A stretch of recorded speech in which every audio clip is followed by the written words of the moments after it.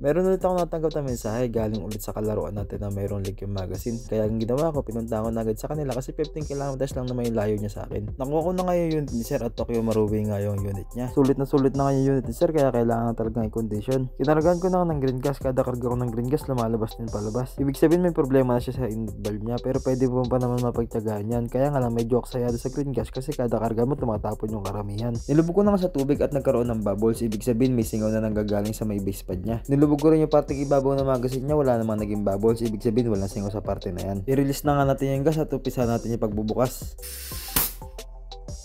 Tanggalin na natin yung tornilyo niya para matanggalan natin yung base pad niya. At ito na nga bumungad sa atin pagbukas natin ng base pad niya. Meron nakabalot na teflon tape sa may o-ring niya. Tapos meron siyang grasa. Effective naman yung ganyang method kasi madungos nga na siyang tignan. Pero po pwede yan. Kung gagawa kayo ng ganyang remedyo, mas maganda kung unahin nyo yung teflon tape, ibalot nyo doon sa pinaglalagyan ng o-ring. Saka nyo naman ipatong yung o-ring sa may teflon tape. Mas malalapat nyo kasi na maayos yung o-ring kapag kanaon ng teflon tape. Tanggalin na nga natin yung teflon tape tapos umpisahan na rin natin linisan. Tapos palitan na rin natin yung o-ring niya para sureball tayo kasi hindi na rin naman po pwede yung o-ring ni sir dahil masyado nang lumipis. At bago natin ilagay yung o-ring yan, sprayan natin ng Pop Dino silicone lube. Pagkaya natin sprayan, ibabad natin na konti. Tapos pag nababad natin, ilagay na natin yung o-ring sa base pad. Tapos i-stretch din natin pa unti-unti yung magazine spring niya para gumanda naman yung tension niya. Punasan din natin yung loob ng magazine niya kasi mayroong mga natuyong grasa. Tapos ibalik na natin pa unti-unti yung mga binaklas nating parts. Lagyan na natin siya ng green gas at testingin natin kung mayroon pa ba siyang singaw. Nilubog na natin ulit yung magazine sa tubig at wala nang lumilitaw na bubbles. I-check na rin natin yung internal parts ng unit sir para makita natin kung okay pa ba o kaya kung may problema.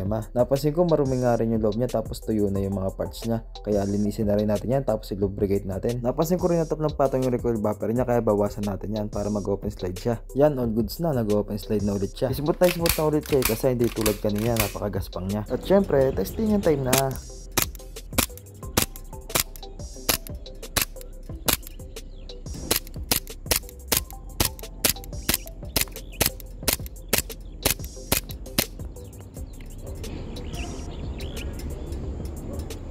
At dahil okay na kayo unit ni sir, ibabalik natin sa kanila. Maraming salamat sa pagtitiwala nyo sir at ma'am. Thank you.